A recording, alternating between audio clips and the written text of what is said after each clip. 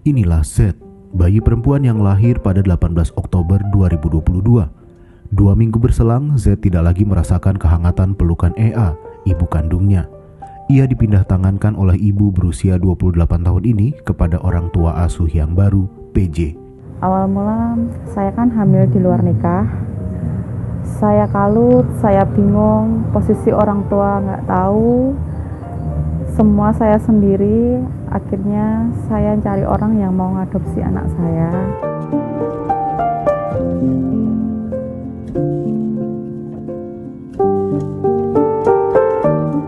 Semenjak Z masih di kandungan, EA sudah mencari calon orang tua asuh untuk anaknya. Di sebuah grup Facebook adopsi anak, ia berkenalan dengan PJ. Awal mulanya dari sosmed, terus kita lanjut komunikasi, terus ketemuan di salah satu rumah makan di Karanganyar. Awal mula tanya usia kehamilan berapa, terus kenapa diadopsikan, kayak seperti itu. Terus setelah itu yaudah langsung diperiksakan. Biaya pemeriksaan kandungan dan USG EA dibantu PJ. Setelah Z lahir, EA menyerahkan bayinya kepada PJ tanpa melalui proses adopsi yang legal.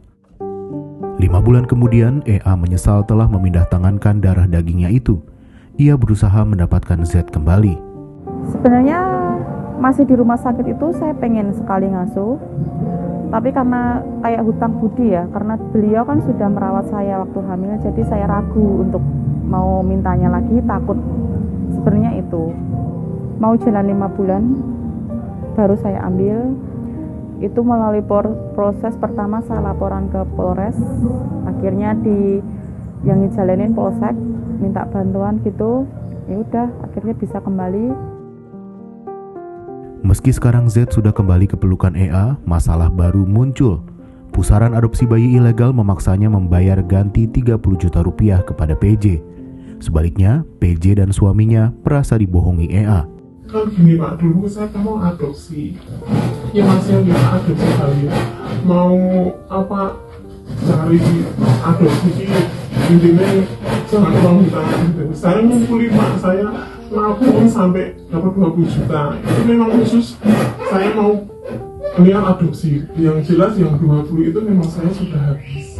Belum gitu saya juga 5 bulanan intinya kan ya nggak kerja ya Pak. Saya urus sendiri ya Pak. Itu nggak ada yang ngomong, memang saya pinginnya saya urus sendiri. Setiap bulan kan juga saya sepak gitu. Iya. Imunisasi yang juga di buat bacaan kan saya juga rumahnya aslinya Wonogiri kan Boyolali. Jadi bacaan sana bacaan sini tapi kemarin kan yang nggak kelihatan kan ya nggak tahu Bu gitu. Ya pun saya kayak dikit segini gimana. Saya terserah Pak, saya udah nggak, pokoknya saya kan pusing nggak bisa mikir, saya pasrah sama Pak Kanit aja saya gitu.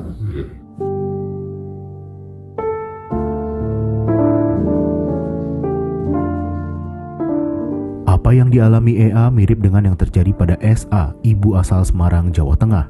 Dengan kasus kehamilan di luar nikah, ibu berusia 20 tahun ini memilih menyerahkan anaknya ke orang yang tidak ia kenal lewat proses adopsi ilegal pada 19 November 2021.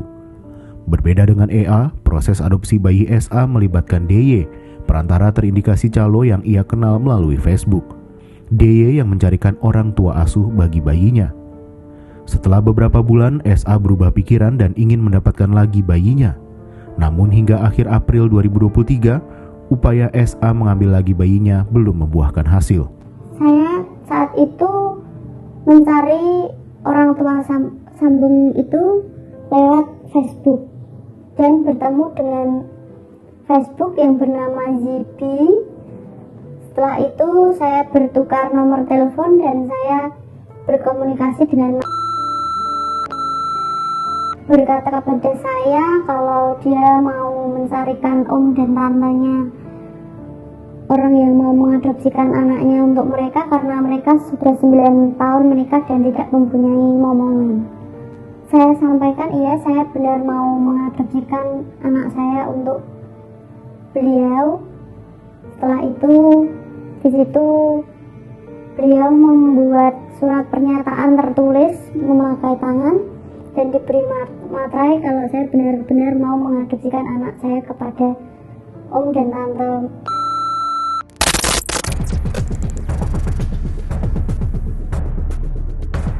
Tim investigasi harian Kompas melacak keberadaan DY. Ia mengaku hanya ingin membantu menghubungkan orang-orang di grup tersebut. Dalam arti jadi semisal ada yang maksudnya ketika ada orang nih posting saya mau adopsikan, terus ada yang komen, yaitu saya komen di bawahnya, tolong di cross check benar-benar, lebih baik kita capai ke lokasi daripada nanti gitu. Kalau saya nggak lupa itu inbox saya di sosmed, di Facebook waktu itu kalau nggak salah inbox saya saya mau ada yang mau adopsikan. Di satu sisi ada orang, mas gimana sih caranya kalau mau adopsikan? Bu, saya ini lah kebetulan nih ada orang mau adopsikan seperti itu. Udah mas tolong dibantu di saya, karena waktu itu orang itu Pak Tito itu kerjanya di pabrik di mana di Karawang tapi karena terbentuk waktu gitu, terus masih waktu ini mas tolong saya dilakukan untuk ngecek kebenarannya seperti itu. Kalau benar bukan bikin, apalagi kondisi kan saya di Jogja, ini kan di belum sampai Semarangnya Pak, Ungaran gitu. Jadi saya sampai di rumah ternyata yang benar ketemu, dan hal ini diceritakanlah kondisinya bahwa memang belum menikah tapi sudah benar itu sih kan keluar dari waktu itu kalau nggak salah orang tuanya belum tahu.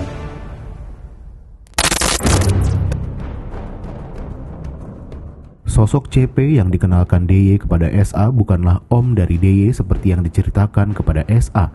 Meski demikian, DY mengaku tulus membantu menjadi perantara adopsi anak antara SA dengan CP. Maka saya minta berapa persen? Kan dalam makna seperti itu, saya minta sama sekali. Saya di situ pun, bahkan sampai saya istirahat sama istri di hotel pun, saya pakai dana pribadi. Namun CP menyatakan DY meminta sejumlah uang. Dugaan bahwa CP menjadi calo perantara adopsi bayi semakin kuat. Randy, cuma dia minta juga wajar Pak. Saya nanya USG berapa sih? Istilahnya seperti itu ya. Sama dengan harga USG gitu. Istilahnya dia nggak yang ke 20 juta gitu ya. Manipulasi lah yang itu gitu. Merap gitu ya. Biasanya ini jujur ya. Yang dibutuhkan serapannya wajar Pak, sama sekali vitamin berapa Pak?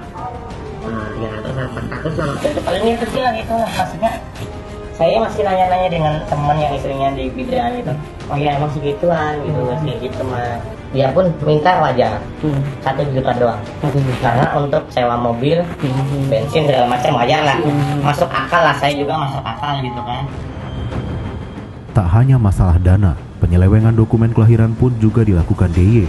Ia sengaja mencantumkan nama istri CP sebagai ibu bayi SA dalam surat keterangan lahir atau SKL. Terus SKL-nya gimana Pak? Ya SKL-nya kan waktu lahir itu ada surat SKL-nya ya udah di nama istri gitu loh. Oh udah nama istri. Yang dikasih Cindy itu kan udah nama istri kan. Berarti dia sekarang statusnya anak biologis bapak kalau di dokumen. Iya di dokumen kan seperti itu. Ya kalau nggak gitu kan haknya dia nggak dapat Pak. Untuk SKL surat-surat, Pak itu udah urusan sana semua Pak, urusan beda. Pak udah semua. DY dikenal tidak hanya sekali menjadi perantara adopsi bayi. Berdasarkan pengakuan CP, sosok DY sudah beberapa kali menangani kasus seperti ini.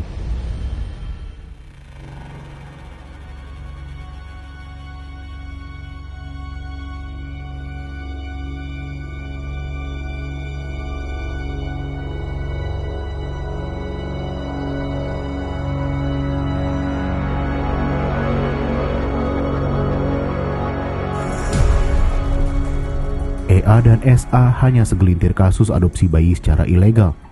Sebetulnya pengangkatan anak itu adalah sesuatu yang harusnya legal. Jadi kalau kita lihat peraturannya PP 54 tahun 2007, di sana ditegaskan sekali bahwa pengangkatan anak itu adalah satu perbuatan hukum. Kenapa? Karena dia ada proses pengalihan